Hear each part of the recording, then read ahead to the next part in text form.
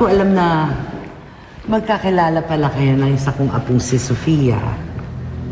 Well, she's right. We know each other way back. Yes, Lola. Nung nasa magazine pa ako. But, Enrico, I didn't know na interested ka pala sa company namin. Well, I'm just exploring the idea of investing in your company. Sabi ko nga kay Mrs. Montemayor, you know, we're both in the food manufacturing business, kaya why not merge? You know, create new products for the Filipinos, di ba? Kung gano'n, gusto mo i-present na namin yung mga projects namin para, di ba, makapili ka na rin kung saan ka mag-i-invest. Alika dun tayo sa booth para makapag... No. Ako nang bahala kay Enrico since we're friends, right? I'm sure hindi mo naman tatanggihan yung suggestion ko na ilagay mo yung pera mo dun sa pinaplano kong pag-produce ng mga pagkain na nasa sachet o kaya sa plastic containers. Excuse me, Sophia. Hindi ko yata alam ang tungkol sa project mong yan. And if I'm not mistaken, hindi mo pa na-present ito sa board, di ba?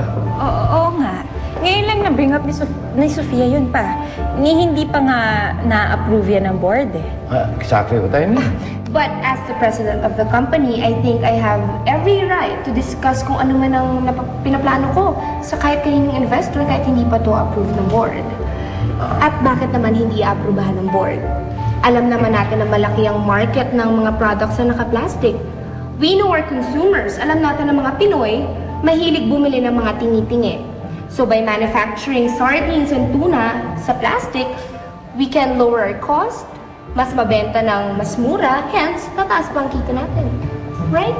Pero na-approve na ng board tsaka ni Lola yung sinadjust ko na project. Eliza, don't worry. Hindi naman masisira yung project mo. Managdagdagan lang ang products natin sa market. That's it. Pero kailangan pa ng mahabang usapan bago ma-approve yan. Hindi pwede to. Why not, Mrs. Olivares? Research mo, bukas may result ka na.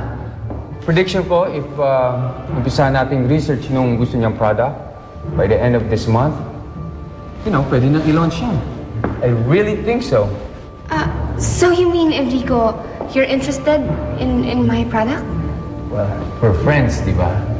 So, I'm all yours. Really? Thank you, thank you, thank you. You're welcome. Well, thank you and welcome. Yeah.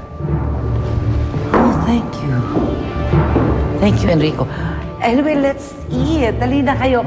Yes, let's have dinner. Yeah, come on. Help yourself, Enrico. You know, I prepared. That's lengua. One of my favorites. Yes, and that's pastel. Kukuha ka pa. Do you want anything else you can order, maybe? Ya? Yaya? Liza! Dito ka na pala. Oh, si yung Yaya, nandun sa kwarto ni Ninya. Binabantayan yung anak mo natutulog. Mabutik na dito ka pa. Ikaw, mukhang pagod na pagod ka. Kamusta yung dinner meeting niyo dun sa bahay ng lola mo? Nakapagpa-impress ka ba dun sa bago niyong investor? Hindi ako nakapagpa-impress. Si Sofia lang ang nakapagpa-impress. Ewan ko ba? Hindi nga ako pinapansin nung Enrico Salvador na yun eh. Halos sila lang dalawa ni Sofia nag-uusap. Ibig sabihin na unahan ka na naman kapatid mo? Okay, this is for you. Thank you. I just want to say thank you for coming with me to have a drink. Actually, nahihiya ako sa'yo eh. Kasi I wasn't really nice to you the first and the second time we've met. Sorry, hindi kasi kita kilala. At least no, kilalang kilala mo na ako. Like you said, friends tayo way back, di ba? And sorry for that too. I'm sorry for pretending na matagal na tayo magkakilala, na magkaibigan tayo. It's just that gusto ko lang sana na ako yung mag-convince sa'yo na mag-invest sa company namin. That's it. That's it. You know, actually, I was impressed. You know, with your character na go-getter. I really like that attitude in you. Cheers? Cheers! Maski anong gawin ko eh, hindi ko na talaga matalo si Sofia sa pagpapatakbo ng negosyo. Siguro nga tama siya. Hanggang tinapahan lang ang utak ko. Elisa, hindi totoo yan.